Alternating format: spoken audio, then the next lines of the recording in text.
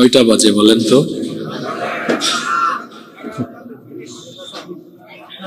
আমার জীবনে প্রথম আমি এত রাতে মাহফিলে উঠেছি।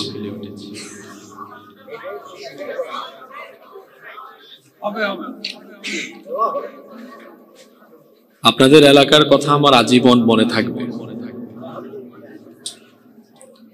ইতিহাসে কিছু নাম মানুষ খুব সুন্দরভাবে ধারণ করে রাখে, আর কিছু নাম খুব সুন্দরভাবে ধারণ থাকে না।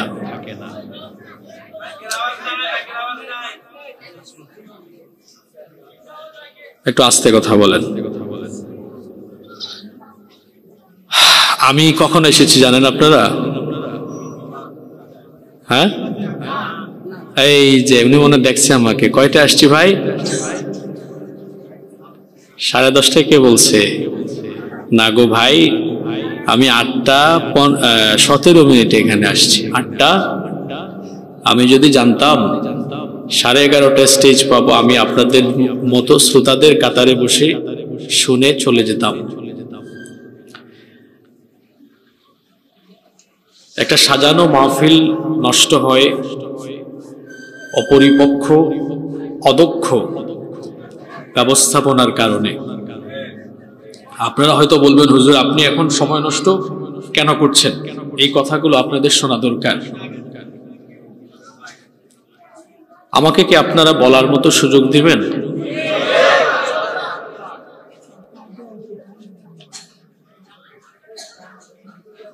আমি 8:17 আসছি, 11:30 পর্যন্ত অপেক্ষাই করছি। আপনারাও দীর্ঘ সময় ধরে বসে আছেন। মুহতারাম হযরত মাওলানা মুফতি আল আমিন সাইফি হাফিজাহুল্লাহ, আলহাজ মুফতি আল আমিন সাইফি, মাওলানা মাহবুবুর রহমান আশরাফি হাফিজাহুমুল্লাহ ওয়া রাআহুম, আরো অনেক ওলামায়ে কেরাম কথা বলেছেন। সব আলোচনা আসলে হয়ে গিয়েছে, এখন আর আলোচনা করার দরকার নেই, অনেক রাত হয়েছে। পুরস্কারও অনেক বাকি রয়ে গেছে, বাকিগুলো দিয়ে ফেললে ভালো হইতো। কিছু আর বাকি রেখে খিলাম। হ্যাঁ, দিয়েন, আপনারা সারা রাতি দিয়েন। আমি অসুস্থ মানুষ, আমার পরিবারও অসুস্থ, হাসপাতালে ভর্তি আছে। আমিও অসুস্থতা নিয়ে এসেছি। তো মাহফিলগুলোতে সুন্দর ব্যবস্থাপনা থাকা দরকার। বাংলাদেশে কোথাও কেউ বলতে পারবে না আমি 12টার পরে কথা বলি।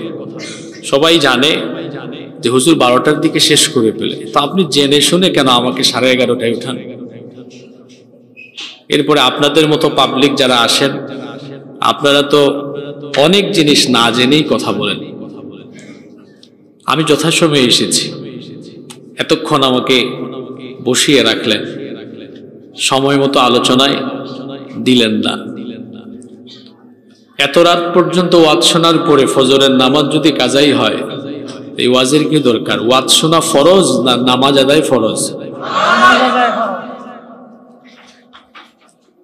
অসুস্থ বাবা এখানে বসে আছেন, এই এলাকায় আরো অসুস্থ মানুষ থাকতে পারে। আপনিও বা কতক্ষণ বসবেন এখানে? আপনার কি পেশাবের জন্য একটু চাপ মারবে না? যাদের বিড়ির টান আছে, বিড়ির টান মারবে, সুপারির টান মারবে। তো দীর্ঘ রাত পর্যন্ত বসায় রেখে এত রাতে মাহফিলে উঠানোর কোনো মানেই হয় না। বলে আপনি আমাকে আগে দিয়ে ফেলতেন, অথবা সুন্দর একটা শিডিউল তৈরি করতেন। আমি আসার পরে শুনলাম যে হুজুর আমরা 10টার মধ্যে উঠাই দেব। পরে শুনলাম হুজুর মাদ্রাসার স্বার্থে হয়তো 20-25 মিনিট পরে উঠানো হবে। কিছুই বলি নাই আমি, কেউ কোনো কথা রাখলো না। কয়টা বাজলো? 11:30। অনেক ওয়াজ নসিহত হয়েছে, মাদ্রাসার স্বার্থ সংশ্লিষ্ট অনেক বিষয়ে আলোচনা হয়েছে। আল্লাহ এই মাদ্রাসাকে কবুল করে নেন। যত আলোচনা হয়েছে, এই আলোচনা অনুযায়ী আমলের তৌফিক আল্লাহ সবাইকে দান করে দেন। আমি সংক্ষিপ্ত সময়ে কয়েকটি কথা বলে আমার আলোচনা শেষ করব। আপনাদেরকে নিয়ে মোনাজাত করব ইনশাআল্লাহ। আলহামদুলিল্লাহ ওয়াহদাহ والصلاة والسلام على من لا نبي بعده أما بعد فأعوذ بالله من الشيطان الرجيم بسم الله الرحمن الرحيم وما خلقت الجن والإنس إلا ليعبدون صدق الله العظيم اللهم صل وسلم وبارك على نبينا محمد صلى الله عليه وسلم ঐতিহ্যবাহী চরানুল ইসলামিয়া ইউনুসিয়া হাফেজিয়া মাদ্রাসা ও এতিমখানার হাফিজ ছাত্রদের পাগড়ি প্রদান উপলক্ষে আয়োজিত আজকের এই বার্ষিক ওয়াজ মাহফিলের সম্মানিত সভাপতি, বিশিষ্ট আলেমে দ্বীন, চরানুল দক্ষিণপাড়া কেন্দ্রীয় জামে মসজিদের সাবেক খতিব এবং অত্র প্রতিষ্ঠানের সম্মানিত সভাপতি জনাব আলহাজ সৈয়দ মোহাম্মদ আব্দুর রউফ আতালাল্লাহু আমরাহু ওয়া বারাকাল্লাহু ফি হায়াতিহি, আমরা বলি আমিন। মাহফিলে আমার ডানে বামে অসংখ্য উলামায়ে কেরাম বসে আছেন, এসেছেন এই মাদ্রাসার প্রাক্তন সাবেক ছাত্ররা, আল্লাহ সবাইকে কবুল করেন। আমার সামনে উপস্থিত প্রিয় চরানল বুড়িচং তথা আমার প্রিয় কুমিল্লাবাসী, সর্বপ্রথম আল্লাহর শুকরিয়া আদায় করছি যিনি আমাদেরকে আজকের এই মাহফিলে হাজির হওয়ার তৌফিক দিয়েছেন। আমরা আল্লাহর শুকরিয়া জানিয়ে পড়ছি আলহামদুলিল্লাহ। দুরুদ এবং সালাম পেশ করছি সর্বকালের সর্বযুগের সর্বশ্রেষ্ঠ মহামানব নবিয়ুনা ওয়া সাইয়্যিদুনা ওয়া কুদওয়াতুনা মুহাম্মাদুর রাসূলুল্লাহ সাল্লাল্লাহু আলাইহি ওয়াসাল্লামের প্রতি, যাকে আল্লাহ তাআলা রাহমাতাল লিল আলামিন হিসেবে এ ধরার বুকে প্রেরণ করেছেন। আল্লাহুম্মা সাল্লি আলাইহি আল্লাহুম্মা বারিক আলাইহি। সম্মানিত উপস্থিতি, আমরা মুমিন হিসাবে আমাদের জন্য সর্বপ্রথম দায়িত্ব হলো আমাদের ঈমানের পরিচয়কে ধারণ করার জন্য আযান হলে নামাজে চলে যাওয়া, ইচ্ছে করে ফরজ নামাজ ছেড়ে দেওয়া, ফরজ নামাজ তরক করা, এটি হচ্ছে আল্লাহর সাথে কুফরি করা। নবী করিম সাল্লাল্লাহু আলাইহি ওয়াসাল্লাম বলেছেন, মান তারাকা সালাতান মুতাআম্মিদান ফাকাদ কাফারা, যে ব্যক্তি ইচ্ছে করে নামাজ ছেড়ে দিল সে আল্লাহর সাথে কুফরি করল। আল্লাহর নবী আরো বলেছেন, বাইনাল আবদি ওয়াল কুফরি তারকুস সালাহ, আল্লাহর বান্দা আর কাফিরের মধ্যে পার্থক্য হলো নামাজ ছেড়ে দেওয়া। অর্থাৎ যে ব্যক্তি মুমিন সেই ব্যক্তি কখনোই নামাজ তরক করতে পারে না। আমাদের পরিচয়, আমরা মুমিন না অন্য কিছু? আর একটু জোরে বলেন। ওই চাচার কিসের টান মারছে, বিড়ি না পান না পেশাব?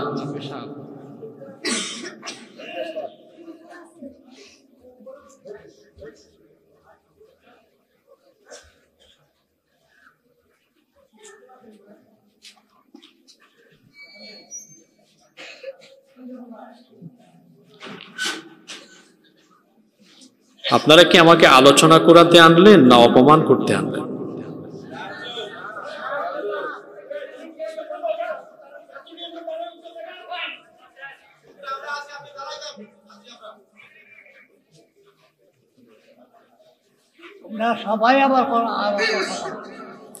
বুড়িচংয়ে তো আজকে আমি নতুন আসি নাই, আমি সেই 2017 সাল থেকে নিয়মিত আসি। বুড়িচংয়ে আজকে যেটা হলো এটা আমার মনে থাকবে।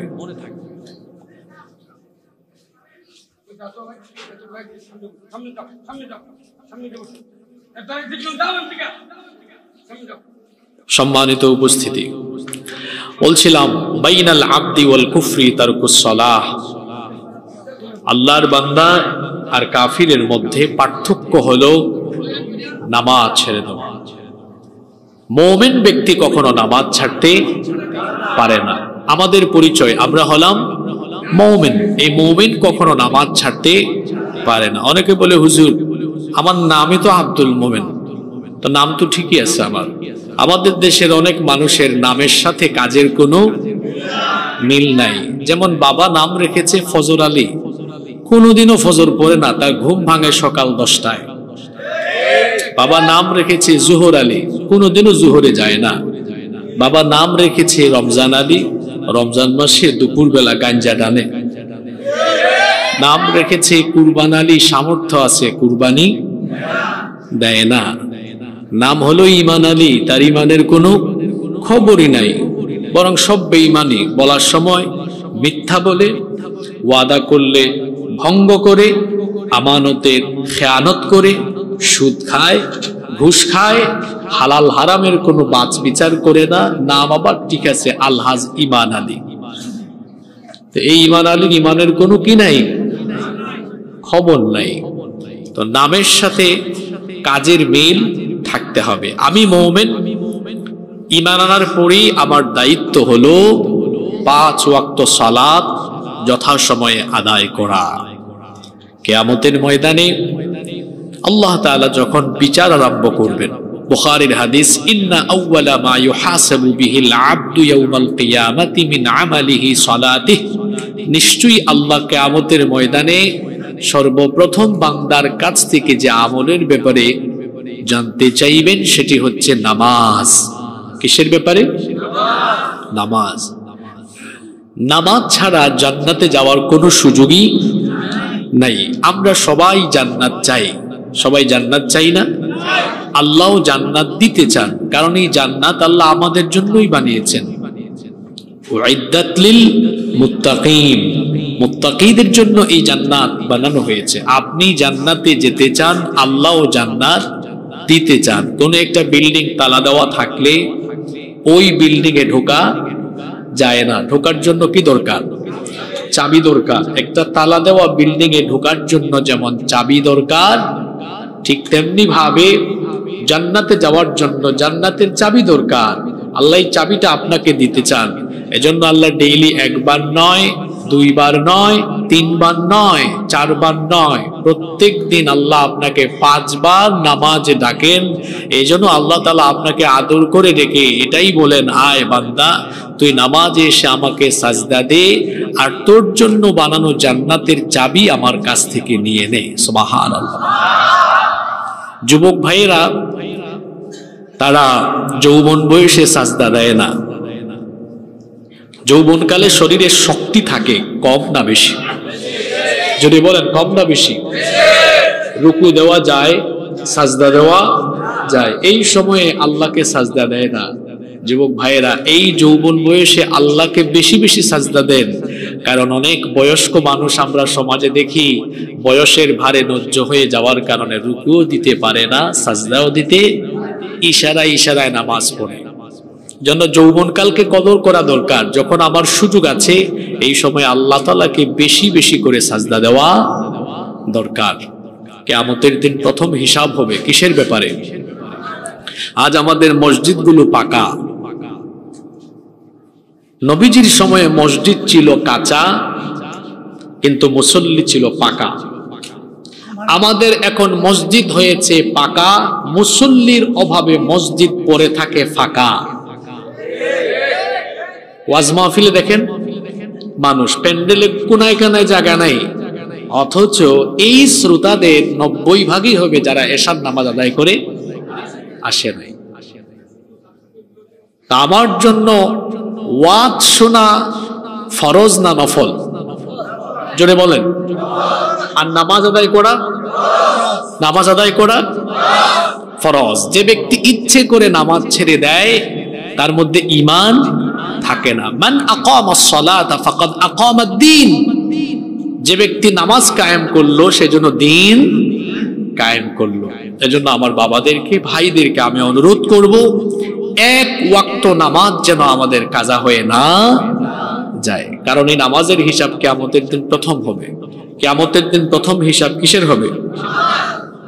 2, হারাম উপার্জন থেকে নিজেকে বাঁচিয়ে রাখতে হবে।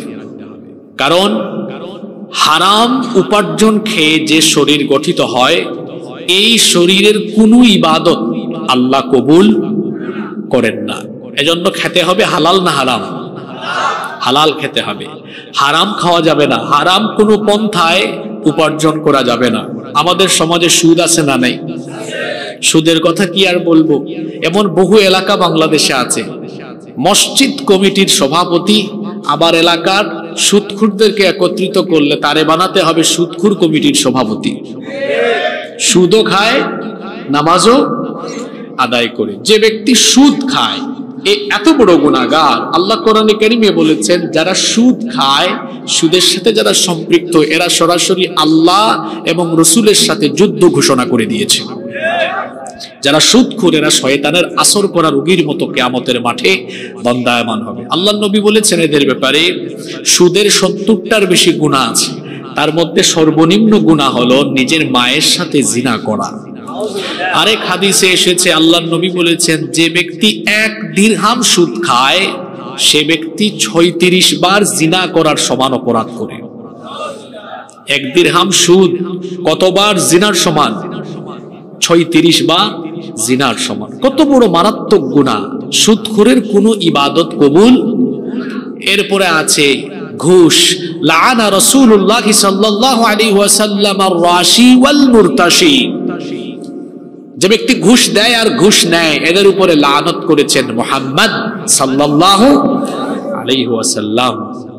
সুদ খায়, ঘুষ খায়, চাঁদাবাজি করে, টেন্ডারবাজি করে, হারাম পন্থায় উপার্জন করে। এই যে হারাম খায়, এই হারামখোরের নামাজ, তার রোজা, তার হজ, তার যাকাত, তার জিকির আজকার, তার ইবাদত কোনো কিছুই আল্লাহ কবুল করেন না। ইবাদত কবুলের পূর্ব শর্ত হলো হালাল খাওয়া। ইবাদত কবুলের পূর্ব শর্ত কি? হালালের মধ্যে আল্লাহ বরকত দেন, কোন হারামে বরকত। এজন্য দেখবেন হারামখোরেরা বিভিন্ন ধরনের বালা মুসিবত আর বিভিন্ন ধরনের লাঞ্ছনাদায়ক অপমানজনক পরিস্থিতির সম্মুখীন দুনিয়ায় হয়। হারামখোরদের দেখা যায় বিবি বাল বাচ্চা কিংবা তার পরিবারে কোনো না কোনো সমস্যা লেগেই থাকে। এই হারামখোরের ছেলে মেয়ে দেখবেন এই হারামখোরের ছেলে মেয়ে সন্ত্রাসী হয়, টেন্ডারবাজ হয়, মাদকাসক্ত হয়। এদের ছেলে মেয়ে দেখা যায় বিভিন্ন ধরনের জিনা ব্যভিচারে সম্পৃক্ত হয়ে যায়। হারামখোর আখিরাতে শাস্তি পাওয়ার আগে দুনিয়াতেও পায়। এবং হারামখোরের হারামে সম্পদ থাকেও না, কারণ হারামে কোনো আরাম পাওয়া। আমি এই কথাটা অনেক জায়গায় বলি। কোন এক কাজে একবার এক সরকারি অফিসে গিয়েছিলাম, শুনতেছেন আপনারা? তিনি ওই অফিসের প্রধান কর্তা। তার রুমে ঢোকার পরে তিনি আমাকে দেখে দরজা বন্ধ করে দিলেন। আমি বললাম, ভাই আপনি দরজা বন্ধ করে দিয়েছেন কেন? তিনি বললেন, হুজুর আপনাকে বহুদিন পরে পেয়েছি, আমার কিছু জরুরি কথাবার্তা আছে। আমি বললাম, বলতে পারতেন, দরজা বন্ধ করে দিলেন কেন? তিনি বললেন যে দরজা বন্ধ করে দিয়েছি এই জন্য যাতে করে আপনার সাথে মন খুলে আমার একান্ত ব্যক্তিগত কথাগুলো শেয়ার করা যায়। আমি বললাম, বলেন। তিনি বললেন, হুজুর আমার এই ব্যক্তিগত কথাগুলো আমি কারোর সাথে শেয়ার করতে পারি না। দেখি একটু খোরাক বা কোরআনিক কোনো ঔষধ পাই কিনা। বললাম, ভাই বলেন। বললেন, আমার বউয়ের, আমার বিবির পেটে 5 থেকে 6টা সন্তান এসেছে, কিন্তু 2-3 মাস যায় এটা নষ্ট হয়ে যায়। এরকম 5-6টা বাচ্চা নষ্ট হয়ে গিয়েছে। মনে বড় কষ্ট, এত বছর হয়েছে বিয়ে শাদী করলাম, কিন্তু কোনো বাচ্চা এখনো পাইলাম না। 2, এমন এক রোগ আমার হয়েছে, এমন জায়গায় হয়েছে ওইটা বলতেও পারি না কাউকে, এমন জায়গায় রোগ হয়েছে, আমি বেশিক্ষণ বসেও থাকতে পারি না, বড় কষ্ট হয় আমার। 3, সম্পদ আছে অনেক, কিন্তু কেন যেন দিলে কোনো শান্তি পাই না। ঘটনাক্রমে সেদিন ওনার অফিসে ঢোকার আগে দেখলাম বহু নিরীহ মানুষ অজপাড়া গা থেকে, গ্রাম থেকে এসেছে শহরে, হাতের মধ্যে ফাইল, দাঁড়িয়ে আছে এতিমের মতো, তার কাজ হয় না, ফিরিয়ে দেয় টেবিল থেকে, অমুকের কাছে তমুকের কাছে যাও, ওই টেবিলে যাও, ওই টেবিলে যাও। তাদের ফাইলের কাজ স্পিডে হয়, যারা স্পিড মানি দেয়, এখন তো ঘুষের অনেক নাম, টেবিল মানি, স্পিড মানি, 2%, 5%, 10% কমিশন, তারপরে হাদিয়া, কত কিছু নাম দিয়েছে এটা। তো আমি এটা লক্ষ্য করলাম, বললাম ভাই দরজাও তো লাগিয়ে দিয়েছেন, আমি আর আপনি কথা বলছি, কেউ নাই, আপনার অফিসে যা যা দেখলাম, এই অফিসের প্রধান কর্তা হিসেবে এগুলোকে নিয়ন্ত্রণে রাখা আপনার দায়িত্ব নয়? তিনি বললেন হ্যাঁ। আমি বললাম আপনার বাড়িতে যে খরচ যায়, বাজার যায়, সব কি হালাল ওয়েতে যায়? মাথাটা নিচু করে দিয়ে বললেন না। আমি বললাম আপনি কোরআনিক প্রেসক্রিপশন চেয়েছেন না? কোরআনিক প্রেসক্রিপশন হলো, আল্লাহ কোরআনে বলেছেন তোমরা অন্যায়ভাবে কারো সম্পদ ভক্ষণ করো, মানুষের উপর জুলুম করো না, হারাম খেয়েও। এটা মেনে নেন, আজ থেকে আপনার অফিসে এটা বন্ধ করেন, আপনিও বন্ধ করেন। কিছুক্ষণ নীরব থেকে বললেন ঠিক আছে হুজুর। 1.5 বছর পর দেখা হয়েছে। ভাই কি খবর? আলহামদুলিল্লাহ হুজুর, আমার একটা সন্তান হয়েছে। আর কি খবর? আর কি খবর? আমার রোগ যেটা ছিল আল্লাহর রহমতে এখন অনেকাংশই আমি ভালো হয়ে গেছি, সুস্থ হয়ে গেছি। আর কি খবর? আগে হারাম পন্থায় এত উপার্জন করতাম, মনে শান্তি পাইতাম না, এখন হালাল পন্থায় যেটুকু আছে শান্তি পাই, হৃদয়ে এক ধরনের প্রশান্তি অনুভব করি। সুবহানাল্লাহ। হালালে বরকত আছে, হালালে আরাম আছে না নাই? হারামে কোনো বরকত পাওয়া যায় না। আপনি যে হারাম উপার্জন করছেন কার জন্য? আপনার বউ বাচ্চার জন্যই তো করছেন, তাই না? এই বউ বাচ্চা আপনার কাছেও থাকবে না, পালিয়ে যাবে আপনাকে দেখলে। এদের সুখ শান্তির জন্য এত কষ্ট করে হারাম উপার্জন করলেন। আল্লাহ কোরআনে কি বলেছেন? ইয়াউমা ইয়াফিরুল মারউ মিন আখিহি ওয়া উম্মিহি ওয়া আবিহি ওয়া সাহিবাতিহি ওয়া বানিহি। সেই দিন মানুষ তার স্ত্রী, সন্তান, তার আত্মীয় স্বজন সবার থেকে পালিয়ে যাবে, কেউ কারো পরিচয় পর্যন্ত দিবে। তো কার জন্য এত কিছু করছেন? আজকে একজন গীতিকার মারা গেলেন, অনেক সুন্দর সুন্দর ইসলামী সঙ্গীত তিনি লিখেছেন। চোখেরই পলকে তুমি হতে পারো লাশ। শুনছেন না আপনারা এটা? অনেকে বাড়িওয়ালা নাই রে বাড়ি, নাই রে দুনিয়াতে। আজকে সেই সঙ্গীতটা যিনি লিখেছেন ওই তিনি, ওই বাড়িওয়ালা, তার বাড়িতে আর কই দিনের দুনিয়া বলেন? এই লাইফের নাই কোনো ওয়ারেন্টি, নাই কোনো গ্যারান্টি। যুবক ভাইয়েরা ভাবে হুজুর আমি বাঁচবো, এখনো তো আমার বয়স 20-21 বছর। না, keep in your mind there is no serial of death. মৃত্যুর কোনো সিরিয়াল নাই। যে এসেছে পরে সে চলে যেতে পারে আগে। যে কোনো সময় আমরা যে কেউ দুনিয়া ছেড়ে চলে যেতে পারি। সুতরাং অল্প কয়েকদিনের এই দুনিয়াতে হারাম পন্থায় উপার্জন করে গাড়ি, বাড়ি, ফ্যাক্টরি, সহায় সম্পদ সব করলেন, এগুলো কি ভোগ করতে পারবেন? ওই দিন একজনের বাড়ি গেলাম, বললাম বাড়িটা কি আপনার? এত সুন্দর বাড়ি লোকটা, তো খুব আশ্চর্য করে দিয়ে আমাকে জবাব দিলেন চুপচাপ হয়ে। আমি বললাম বাড়িটা কি আপনার? তিনি বললেন, জবাব দেন, আঙ্গুল দিয়ে ইশারা দিয়েছে, মানে কি কার বুঝিয়েছে? আমি বললাম আপনার বললেন না কেন? কয় হুজুর বাড়িটা বানিয়েছি, কিছু কাজ এখনো বাকি আছে। এমনও তো হতে পারে বাকি কাজ কমপ্লিট হওয়ার আগে ওই কবরের বাড়িতে আমি চলে যেতে পারি। কি অনুভূতি, কি ফিলিংস, চিন্তা করেছেন? আচ্ছা, আপনাদের এই বুড়িচঙ্গে এরকম হয় কি হয় না, বা হইলেও হইতে পারে, কোন লোক বাড়ি নির্মাণের কাজ শুরু করেছিল, ধরেন 40, 50, 60 বা 70% করার পরে মারা গেছে, এরকম হয় কিনা বলেন? আমাদের আসল বাড়ি কোনটা? আসল বাড়ি হলো ওই কবরে। আমাদের কাজে লাগবে কি, নেক আমল না বদামল? তাহলে দুনিয়াতে আমরা যতদিন আছি আমাদের দরকার নেক আমল না বদামল? তো এই নেক আমলের প্রথম নেক আমলের কথা বললাম নামাজ। আর আমার নেক আমল কবুল হওয়ার পরবর্তী শর্ত, আমি পরবর্তী পয়েন্ট বলছি, আমার এই নেক আমল কবুল হওয়ার শর্তই হলো কি খাওয়া? জোরে বলেন, কি খাওয়া? আপনাদেরকে একটা ঘটনা বলবো, এটা বাস্তবিক ঘটনা। আমার দেশে অনেক বড় বড় হারামখোর আছে, হজের টাইম আসলেই হজে যায়, কারো নাম হাজি, কারো নাম আলহাজ। তারপরে ওখানে গিয়ে কি বলে? লব্বাইক আল্লাহুম্মা লব্বাইক لبيك لا شريك لك لبيك إن الحمد والنعمة لك والملك لا شريك لك। বলে না?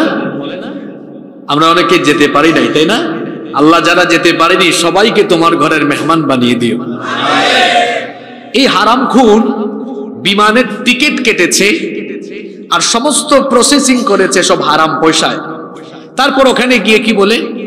লাব্বাইক, আল্লাহ আমি হাজির। আল্লাহ বলেন আমি তোর উপস্থিতি গ্রহণ করলাম না। নাউজুবিল্লাহ পড়ে বলেন, আগে শোনেন। আল্লাহ বললেন কি? এ বলে লাব্বাইক, আমি হাজির। আল্লাহ বলেন কি? আমি তোর উপস্থিতি কবুল কেন? কারণ তুই যে আসলি, তোর যে শরীরটা নিয়ে আসলো, তোর শরীরটাই তো না পাক, তোর শরীরটাই হারাম। তুই যেভাবে আসলি হারাম পন্থায় আসলি, তুই তো হারামের উপর দিয়ে আছিস, তোর উপস্থিতি আমি কবুল করলাম। তাহলে আমার যে কোনো ইবাদত কবুল হওয়ার জন্য কন্ডিশন হলো কি? খাওয়া। জোরে বলেন, কি খাওয়া? হালাল খেতে হবে, কোনো হারামের সাথে সম্পৃক্ত থাকা যাবে না, হারাম পন্থায় উপার্জন করা যাবে না, কোনো হারাম খাবারও গ্রহণ করা যাবে না। তাহলে 1 নাম্বার নেক আমলের কথা বললাম। কি বলেছি? নামাজ। 1 নাম্বার কি বলেছি? যুবক ভাইরা নামাজ আদায় করবেন তো?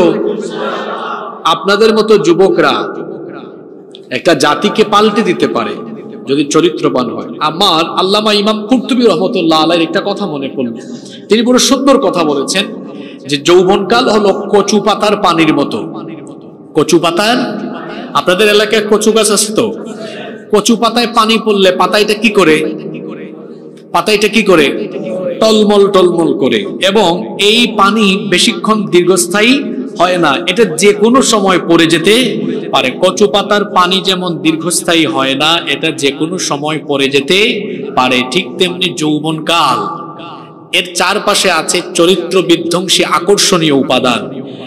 যদি কোনো যুবক এই চরিত্র বিধ্বংসী উপাদানে তার গা ভাসিয়ে দেয়, কচু পাতার পানি যেমন টলমল টলমল করে যে কোনো সময় পড়ে যাবে, কোনো যুবক যদি সে স্রোতে গা ভাসিয়ে দেয়, এই চরিত্র বিধ্বংসী উপাদান গ্রহণ করে তার যৌবনকাল নষ্ট হয়ে যাবে। আর যে যুবক শয়তানের খপ্পরে না পড়ে যৌবনকাল মসজিদে ইবাদতে বন্দেগিতে কাটায়, আল্লাহর নবী বলেছেন, এই হাদিসটি বিখ্যাত বিখ্যাত সব হাদিসের গ্রন্থে এসেছে, সাবআতুন ইউযিল্লুহুমুল্লাহু ফি যিল্লিহি ইয়াওমা লা যিল্লা ইল্লা যিল্লুহ।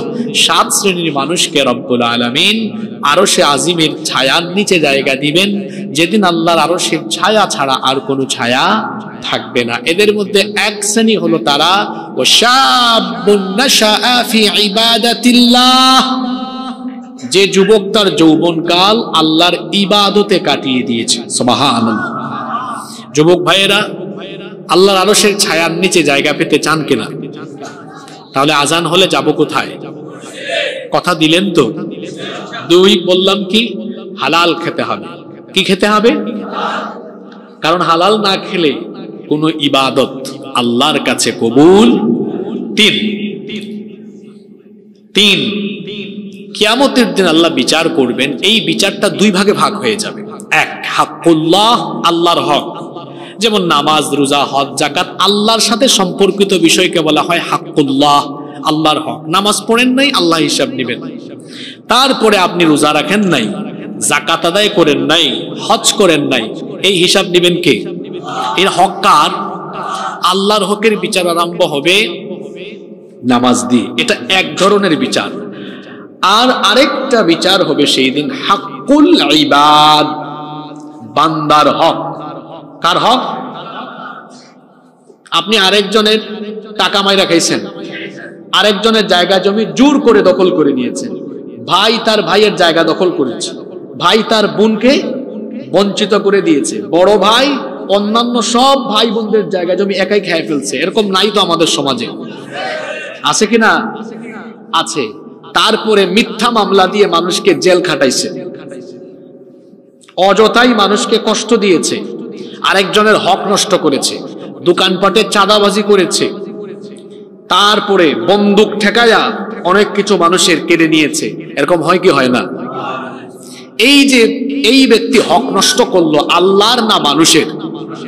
আল্লাহর না মানুষের? এই বিচার কিয়ামতে আরম্ভ হবে। এখন বান্দা যদি বলে আল্লাহ তুমি আমারে মাফ করে দাও, আল্লাহ বলবেন না, আমি কেন তোমাকে মাফ করব, কারণ এটা আমার হক না। এটা কার হক? এটা বান্দার হক। তুমি যার হক নষ্ট করেছো তাকে বুঝ দাও, সে যদি মাফ করে তো ঠিক আছে, আমার কোনো অসুবিধা, সে মাফ করে দিলে আমিও তোমারে মাফ করে দিব, কারণ আমার নাম তো গাফফার। তোমার গুনাহ যত বেশি, আমার রহমতের পরিমাণ তার চেয়ে বহু গুণে বেশি। সুবহানাল্লাহ। হাদিসে কুদসি আল্লাহ তাআলা বলেছেন, ইয়া আদম লাউ বালাগাত যুনুবুকা আনানাস সামাই সুম্মা ইস্তাগফারতানি গফারতু লাক। তুমি যদি আকাশ পর্যন্ত গুনাহ করে আমার সামনে আসো আর অনুতপ্ত হয়ে ক্ষমা চাও, তুমি মনে রেখো আমি তোমার রব, আমি এমন, আমিও সাথে সাথে আকাশ সমান দয়া নিয়ে হাজির হয়ে তোমার সব গুনাহ মাফ করে দিব।